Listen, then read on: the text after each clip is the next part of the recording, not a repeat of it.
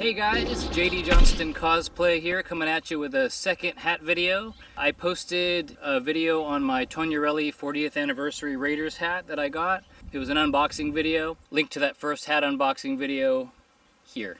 I got a couple of comments that the hat looked too dark in the video that I posted. Jay McDowell, 1972, said the lighting in my man cave made the felt look too dark, but the bash looks great.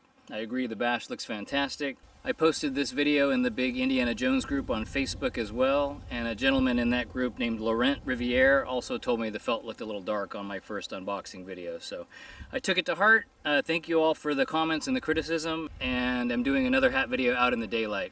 Disclaimer, we're getting a welcome break from the 100+ degree Fahrenheit heat wave that we've had here in California. So the weather today is like in the probably upper 70s, low 80s, which is insane for summer here in the valley. It's usually much hotter and much sunnier than this. So it is a little overcast today. Hopefully that doesn't affect the way the hat looks on video too much, but this is the most natural light I could get, so all right, let's do it.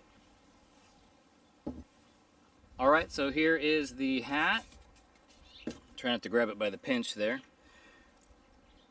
So I'll put that on.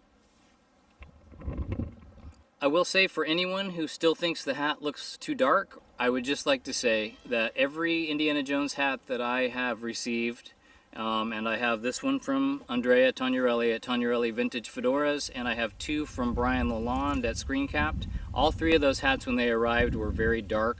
That's just the way the felt looks when it arrives. Dirty it up with a little bit of Fuller's Earth and you wear it out in the sun and the weather and it will lighten up rather nicely. It just takes a little bit of time. And just to showcase that fact, I will show you my first. This is my Brian Lalonde hat, and I'll intersperse this with some pictures of my screen capped hat when I first received it, so you can see how dark that really was when I first got it. But that's my Brian Lalonde hat now.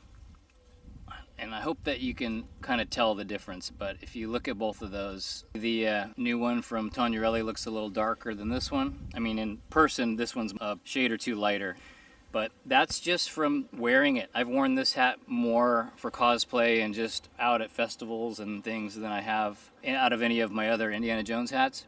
And so this hat has lightened up a lot. I've also done a lot of Fuller's Earth treatments on this. That also, I think, has kind of lightened it up a little bit. But when I got this hat, it was darker than this. It was probably dark, well, it was maybe the same color, but I would even say it was a little darker than this hat. And this is where it's at now. It's lightened up considerably. Okay, so this one will do this. It just is going to take some wearing, some sunlight, and maybe a little dusting of Fuller's Earth now and again to kind of lighten it up. So, and I'm going to show the inside again. I did fold the sweatband on that. Cringe, I know some of you guys hate that, but I did fold the sweatband just because this hat fits me really well, but it's a little tiny bit loose, and now it fits nice and snugly on my head. I may just stuff that with something like a little spacer, but it's a nice pliable red sweatband, so I did fold it. Got a truck driving by getting nosy seeing what I'm doing here.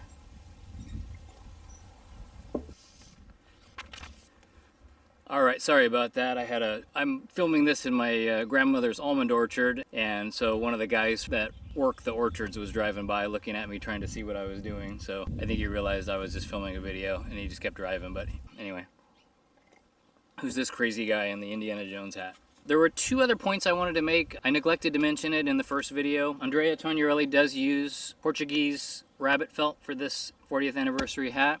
It's really nice felt. It's got a thickness to it and it feels really sturdy, but it's also just a really smooth, nice felt. Okay, so Portuguese rabbit. The other thing I wanted to mention, and I don't know if you're gonna be able to see it on the video, but something I noticed that Andrea does with his hats, or at least with this one, that I haven't really seen in too many other of the Indiana Jones hats that I own, is he did this really cool thing with the brim where he kind of cut it at these sharp angles, so there's little points, especially, and they're a little bit more extreme here. They're really subtle in the front. There's like a little point here, there's a little point here, where it goes, it's round, but it kind of goes flat, and then there's like a little point, and there's the ones back here near the back of the hat here and here comes to like a little sharp point. And what I noticed is after a little bit of shaping of the brim, where I kind of curled the brim a little bit, when you curl the brim right there where those points are, it gives that really nice Raiders specific profile where it just comes up right there and has that nice little, you know, you see what I'm saying? When you kind of curl that brim, you get that really nice point on the hat, which is very much how the one in Raiders looks from the side. I don't think that's accidental. I just think that comes from him over years of making Indiana Jones hats and just loving the movie and loving the hat. It's just a little detail that he figured out how to put in there to give the hat a more accurate silhouette. And if you'll notice too, when I'm wearing this thing, it has that perfect rectangular look when it comes down and goes around the back that Harrison has when he's wearing the hat in Raiders. It's that like nice rectangular silhouette where the hat doesn't go rounded. It has that rectangular look to it because of the way the brim is folded, and I think those points help a lot with that. So very cool. The bash on this thing is amazing. I mean, it's one of the most accurate bashes I've seen on a Raiders hat. I would say it's probably the most accurate and best bash that I have seen on any of the Indiana Jones hats that I have bought. Very nice. Anyways, those are the two things I wanted to mention. I wanted to talk a little bit about the felt, and I also wanted to mention those little points that he put on there. And as far as brim measurements go, it's right on. The side measurement, you're right at 2.5 on the sides, and we're right at 2 3/4 on the front and the back. And those are the measurements for that Indiana Jones lid. And then it's got a 5-inch crown. So we're spot on. Hopefully that gives you a better idea of what it looks like in the sunlight. We're having some dappled sun. It's a little sunnier right now. We actually had a couple of sprinkles start coming down. And I don't want to get this hat wet because it is rabbit, so I don't think it's going to rain, but we're having a weird summer here in case we end up with some kind of a bizarre downpour. Anything can happen these days. Okay, so I just wanted to address the 2 comments that I got from the folks that were saying that the hat was too dark in my video. Now that we're out here in the daylight, hopefully that looks a little more accurate.